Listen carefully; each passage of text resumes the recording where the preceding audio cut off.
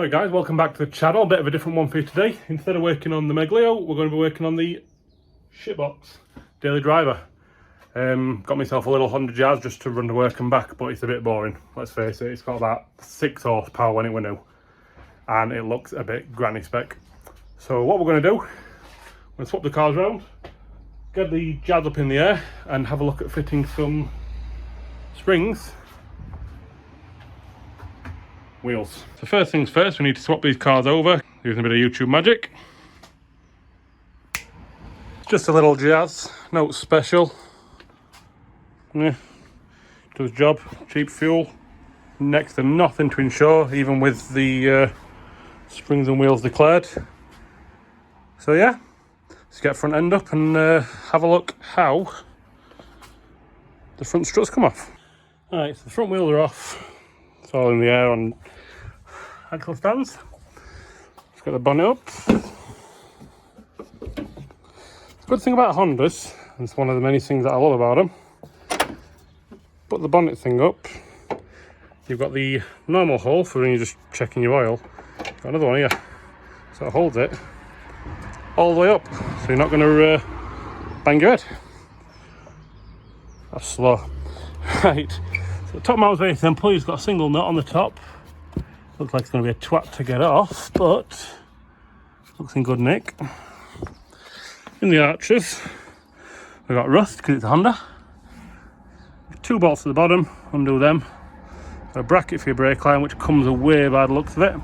And then the ABS wire. Just a little plastic clip there, nice and easy. The issue we're going to have, I believe, is going to be this drop link onto anti-roll bar. Actually connects to the shock, so I'm going to have to try and undo that. As you can see, it's a little bit damp from GT85. I sprayed on it a bit ago. So what we'll do is we'll run a wire brush over all these threads, make sure they're clean, get some penetrating fluid on them on both sides, start undoing some stuff.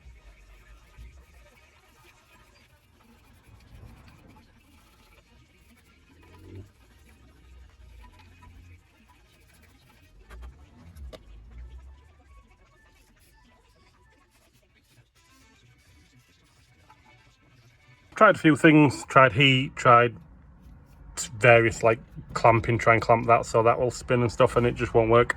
So I've opted the easy/lazy route. We're going to cut it off, and we've ordered some more from Eurocar parts. I think they're about 30 quid for a pair, which I'll pick up in the morning.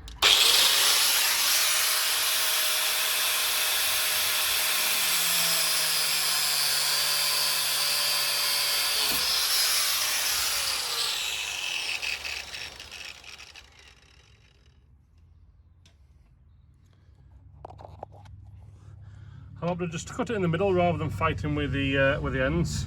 Cut it in the middle, then when the strut's off and we've got it on the bench, we can get to that a lot easier. So next thing is going to be these bomb bolts and this little plastic clip.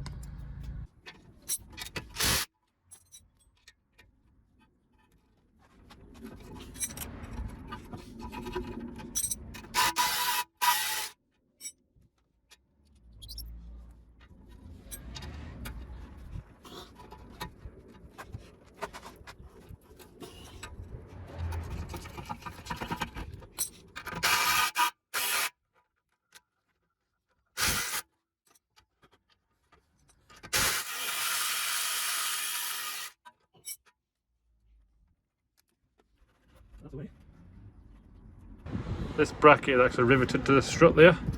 It's bolted here, I believe, so that the brake line can come away. And then obviously you've got a clip there which stays with that bracket, and then this clip here.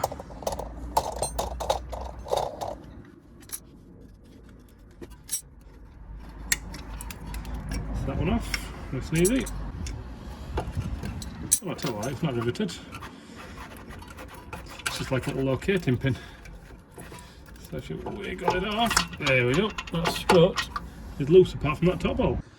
But you've got a little plastic cover which protects the thread. It's actually done a pretty good job. They look pretty good. So all we need to do, we're going to do this here, which looks like 17 maybe. 17? Oops, 17. And as usual, the Allen key on the top. Looks bigger than a 5mm for once.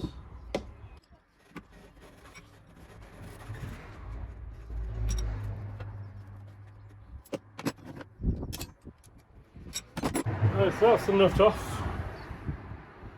Like a little plate which sandwiches the body, a little washer. Throw that in there. There we go. And then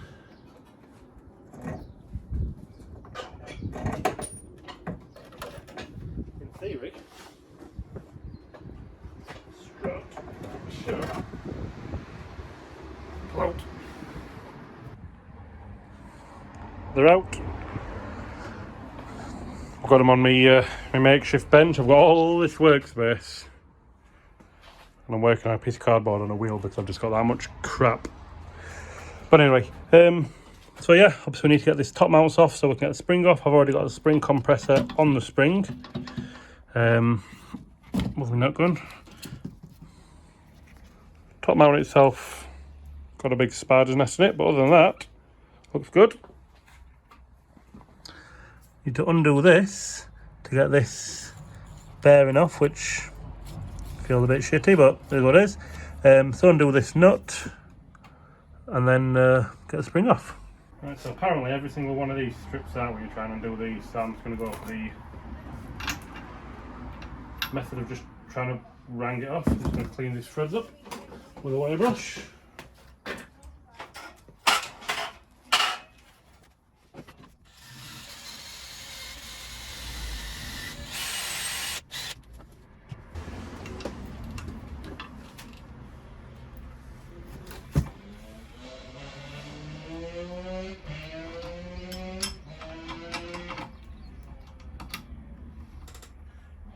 So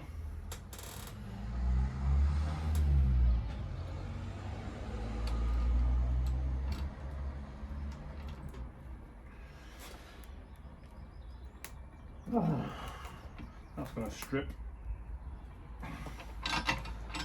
which is not good. Right, it's off. Let's see, top mount bearing. What I ended up doing is putting that tool in the end, sat it on there to put it under a bit of pressure, and I got my pipe grips and put them on there. It has put a tiny little mark on it, but that actually sits behind the bump stop. Won't actually go into the damper travel, so it's not a problem at all. Right, so that's the top nut off. Bearing out of the way. In theory, the spring should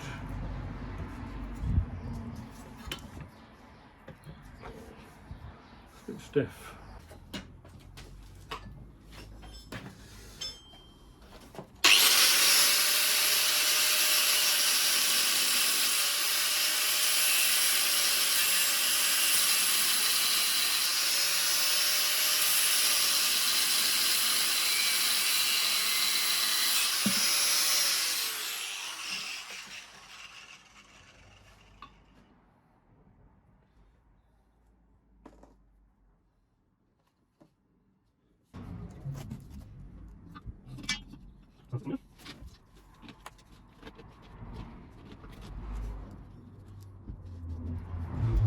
Clip all the bottom like so. Make sure that's seated. Make sure that's seated in there nicely. Put this top mounted deal in.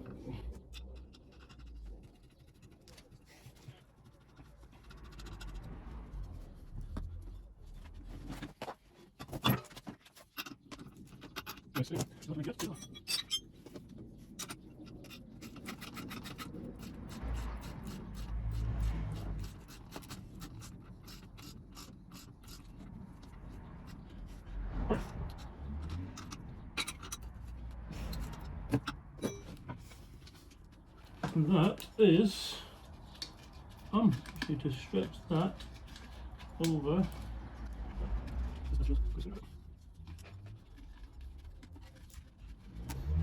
Beautiful. Well, I won't say beautiful, but I think it was. I'll chuck the other one together and we'll chuck them on the car. Right, they're in. All back together, in place. No major problems. The spring for, I think it was that side, I can't remember now, was a little bit tight where it goes into the top of the top mount. So what I had to do is just shave a tiny bit of the plastic on the inside of the top mount. But it fits in there solid, it's all gone together lovely. Can't complain at the price. Springs are in. Obviously we've got no anti-roll bar drop links. Got to pick them up in the morning. However, we've got a family barbecue to go to this afternoon, being the bank holiday and all that. So what I'm going to do is I'm going to pack all this up, made a mess, and pick this up in the morning. What is up, guys? It's the next day. We've been to Euros and got ourselves some new Droplinks, and they're there, so we can get on with the jazz. As you can see, the Droplinks are the right length. They've got the same angle on them where they sit pretty much along the same line, just very slightly off. Got one there, got one there, got none on there, so let's get on with it. There we go, see there's no Droplinks. Control bar just flops about. There's where the Droplink goes. All you do, that goes in there, that goes in there, tighten your nuts up. Easy peasy.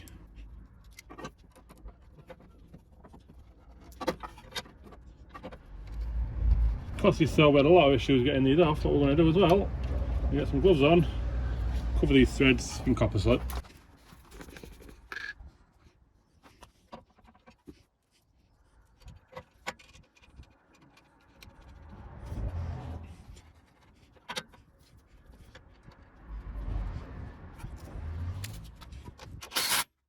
Right, so that's the top one done up.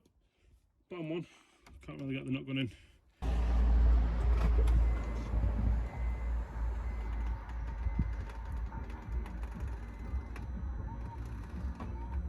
Much better.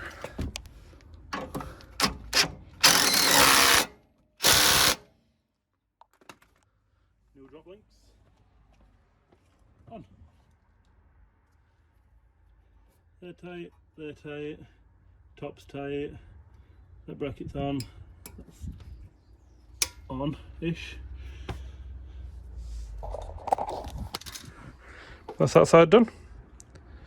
Just got to chuck the Droplink on the other side and onto the rear. Right, so the back of the car's in the air. As you can see, it's not complicated like most Hondas. It's just a spring on a beam, shock, bolts at the top, bolts at the bottom. Should, fingers crossed, be nice and easy. As always, we're going to start off by cleaning everything.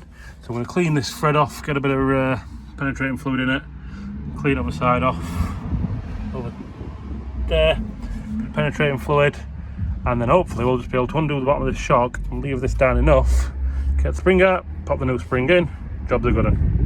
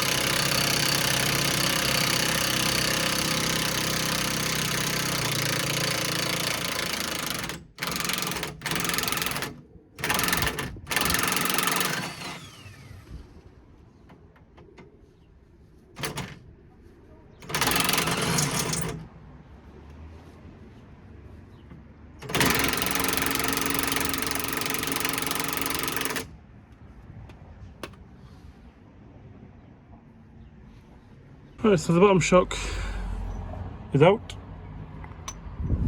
but as you can see, not enough push down to get that out. So we're going to undo that one as well and see if the entire beam will swing down. Looks like it will, but we'll see. Right, that's that bottom shock off. And that will go down far enough now to get a spring out. We'll do the same on the other side and look at getting the new spring then. Right, so springs are out. New springs with the isolators in. They literally just plonk on, sit in them grooves. All the way up to that little butt stop there. Problem is, if they're there, that's a little bit thicker than it is there, so it'll sit higher. And obviously we want the maximum lows. So, all the way up. Then, they're not sided, but they do go a certain way up. There's a little arrow just there. Pop them in, spin them round, so there's another little stop for this end, just in the spring perch. I don't know if you can see it, but it's just there. Pop them in, and then got to try and get the beam back up to get the shocks back attached.